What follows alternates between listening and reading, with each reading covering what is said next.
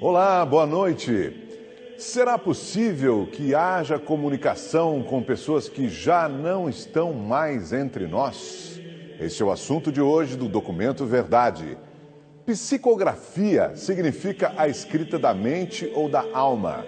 São atividades feitas por médiuns dentro da doutrina espírita. Essas pessoas alegam que escrevem textos ou cartas sob influência de alguém que já morreu.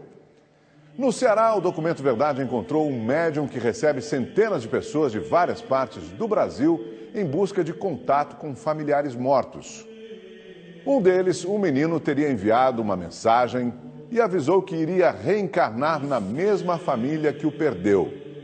Nossa equipe conversou com a mãe da criança.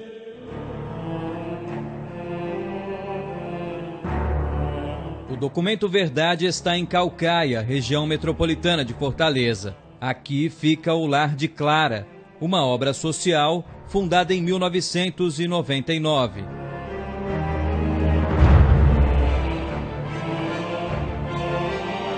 Todos os sábados, o Lar de Clara recebe entre 500 e 600 pessoas que vêm até aqui em busca de um contato com um familiar que já se foi.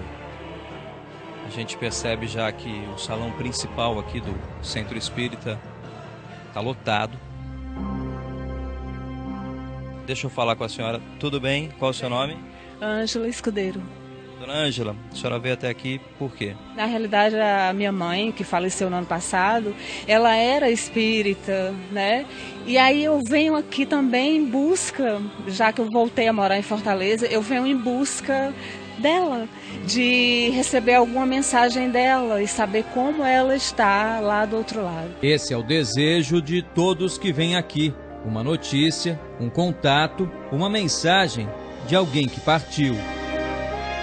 E é aqui nessa sala, aqui está escrito consultório médico, é aqui que fica o Newton Souza, o médium, é aqui que ele se prepara antes da psicografia. Dá licença atrapalhar aqui um pouquinho, prazer, obrigado por receber a equipe do Documento Verdade.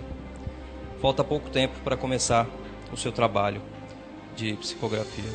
Existe algum preparo especial aqui? O nosso preparo, que é recomendável a todos os médiuns nessa área, é a oração.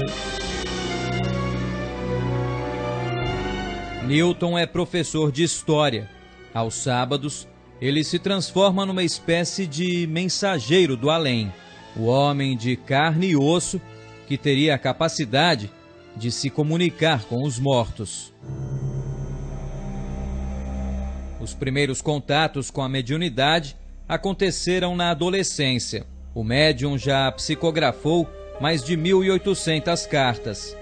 Em 2010, passou a fazer o trabalho no Lar de Clara. E tive que reestudar o livro dos médiuns para entender quais os cuidados que eu deveria ter, porque uma psicografia livre é uma coisa, uma correspondência do além exige um nível de sintonia muito mais fino.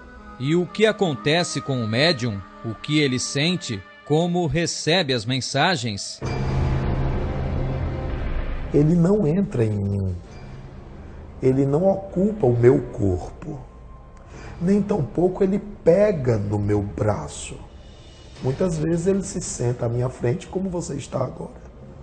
E nós geramos uma sintonia mental. O salão já está bastante lotado, são centenas de pessoas aqui. Neste momento, o médium Newton Souza chega para iniciar o trabalho de psicografia. O médium fica em uma mesa no meio do público. As primeiras mensagens começam a chegar. Apesar da música alta, o público fica em silêncio. Algumas pessoas se emocionam. Quase 2 horas depois, termina a psicografia e agora o Newton começa a leitura das cartas. Mensagem de Ana Vitória para sua mãe. Mamãe Cris, a Branquinha de Neve voltou. Cristiane acabou de receber aqui uma carta psicografada pela filha dela. É a carta da minha filha, Ana Vitória. É a terceira carta que eu recebo dela aqui no Lar de Clara. E ela era minha Branca de Neve. Ela descreve isso desde a primeira carta. A roupinha que eu comprei para ela e que ela vestia. Uma das histórias que chama muita atenção aqui no Lar de Clara é a história da Dona Joyce, do filhinho dela que já se foi, o Igor, e da Luísa, que está aqui com a gente. Dona Joyce, resumindo, a senhora perdeu seu filho, o Igor, com que idade e em que ano?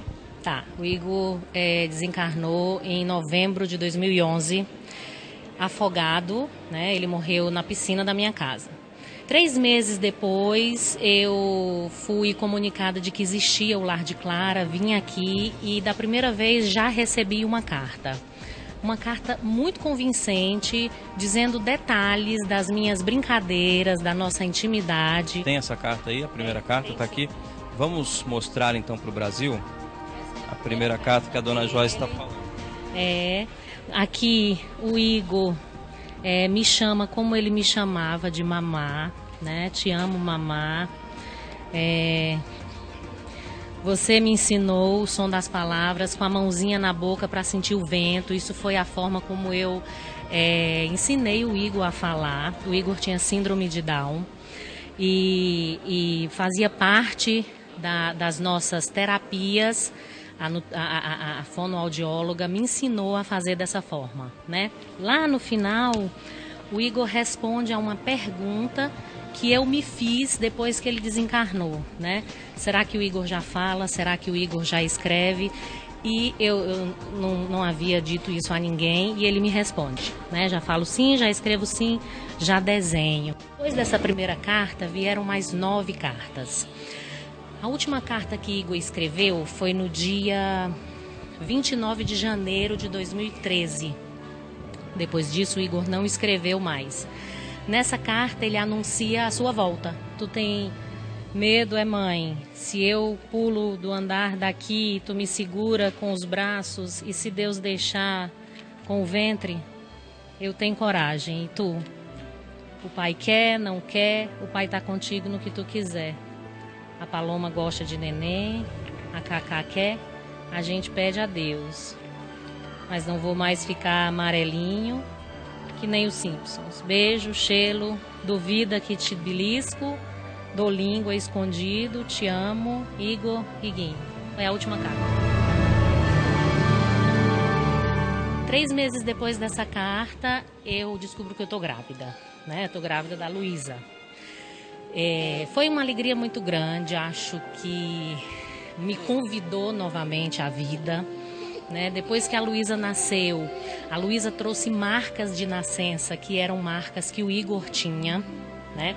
O Igor se submeteu a uma cirurgia aos 7 meses de cardíaca e ele ficou com uma escara na nuca.